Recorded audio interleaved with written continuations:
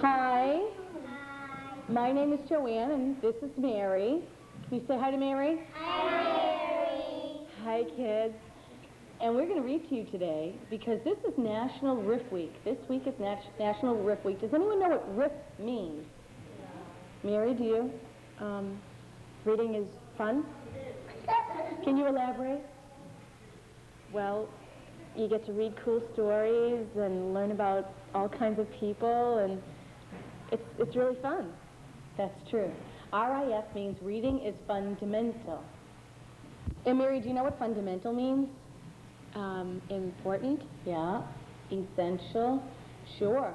And reading is very important. And Mary selected a book for us to read to you today. You want to tell them what that is?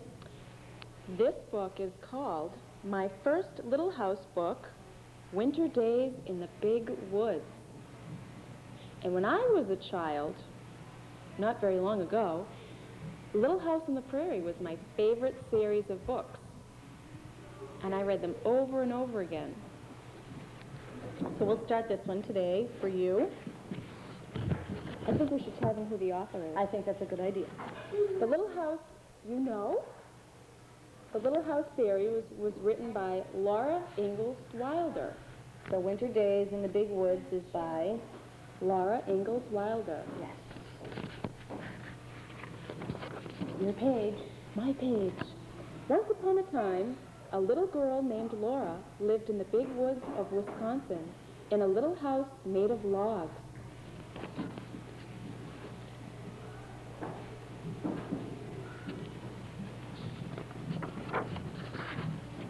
My page again. Laura lived in the little house with her pa, her ma, her big sister Mary,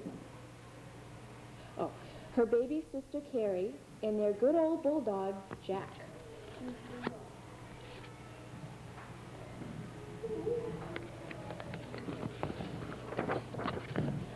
Your page. Winter was coming to the big woods. Soon, the little house would be covered with snow. Pa went hunting every day so that they would have enough meat during the long, cold winter.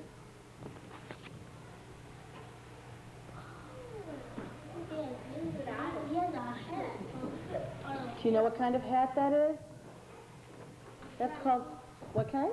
A raccoon. Yeah, it's called a coonskin hat. Yep. I saw a raccoon before. You did? They're pretty big, aren't they? Here comes the story. Ma, Laura, and Mary gathered potatoes and carrots, beets and turnips, cabbages and onions, and peppers and pumpkins from the garden next to the little house. I didn't see. That looks like a little pig. I was going to say that myself, Sherrod. By the time winter came, the little house was full of good things to eat. Laura and Mary thought the attic was a lovely place to play.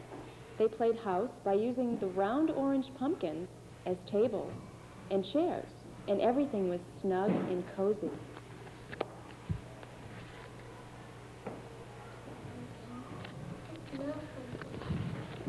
That's just Mary. Soon the first snow came, and it was very cold.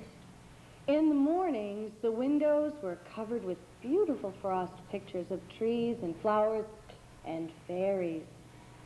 Ma said that Jack Frost came in the night and made the pictures while everyone was asleep. Laura and Mary were allowed to use Ma's thimble to make pretty patterns of circles in the frost. Do you know why they might use a thimble when they're making the patterns in the frost? So their fingers don't get too cold? They're making stuff on the window. In the mornings, Laura and Mary helped Ma wash the dishes and make the beds. After this was done, Ma began the work that belonged to that day. Well, she had different work for each day. Each day had its own proper work, Ma would say. Wash on Monday, iron on Tuesday, mend on Wednesday, churn on Thursday, clean on Friday, bake on Saturday, and rest on Sunday. That's too long. That's Too much. Laura liked the churning and baking days best of all. Ma had to churn the cream for a long time until it turned into butter. Mary could sometimes churn while Ma rested, but Laura was too little.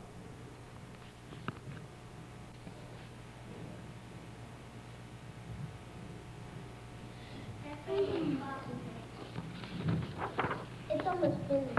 On Saturdays, when Ma made the bread, Laura and Mary each had a little piece of dough to make into a little loaf. Ma even gave them a bit of cookie dough to make little cookies. Your turn.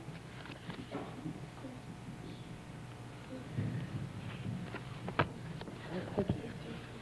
Me too. After the day's work was done, Ma would sometimes cut out paper dolls for Laura and Mary.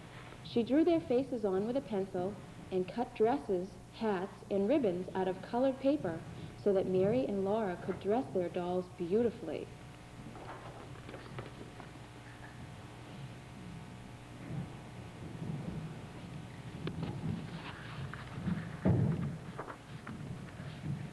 But the best time of all was at night when Pa came home. He would throw off his fur cap and coat and mittens and call, "Where's my little half pint of sweet cider half drunk up?" That was Laura because she was so small.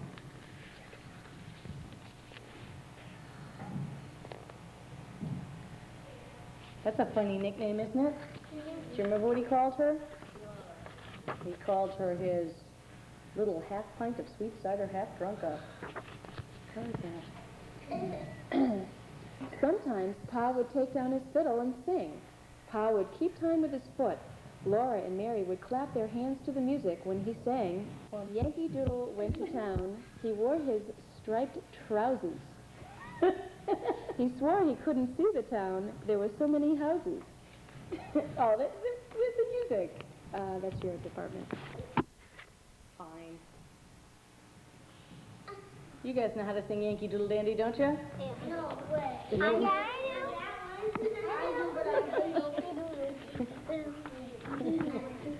Other times, Pa would tell stories. When Laura and Mary when Laura and Mary begged him for a story, he would take them on his knees and tickle their faces with his long whiskers until they laughed out loud. His eyes were blue and merry.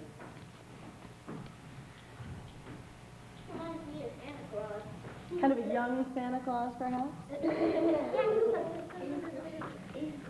Outside it was cold and snowy, but the little log cabin was snug and cozy.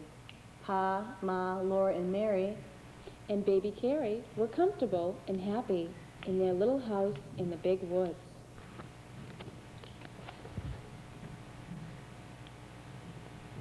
Next to the dog.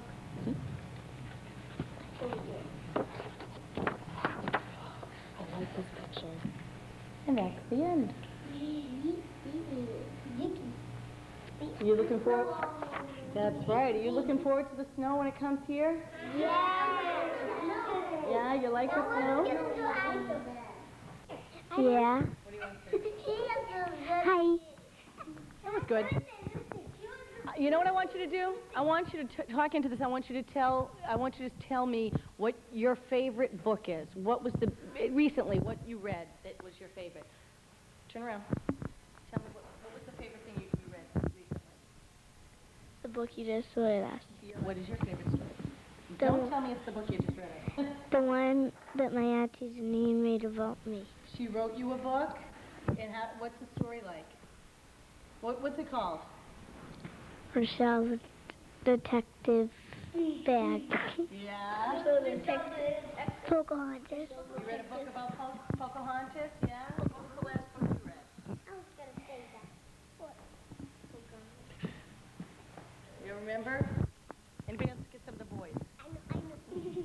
Jurassic Park. Yeah, you read that one? It's my favorite. It is? Number 2. And did you learn about the dinosaurs? Tell me some of the names of dinosaurs that you learned. I know one. Tyrannosaurus Rex. I know one. Can you read that word? If you see that word, can you read it? That's a pretty long word. Pterodactyl. Triceratops. Well, that's great. We want to thank you for letting us come in your classroom and read to you. Cinderella. Oh, that's a good one, too. And we're going to go read, we're going to go read in another class. So we hope you liked your story. Want to say hi to everybody at home? What time? What time? I don't know. Gina. You're welcome. Hi, Gina. Can I show my Gina?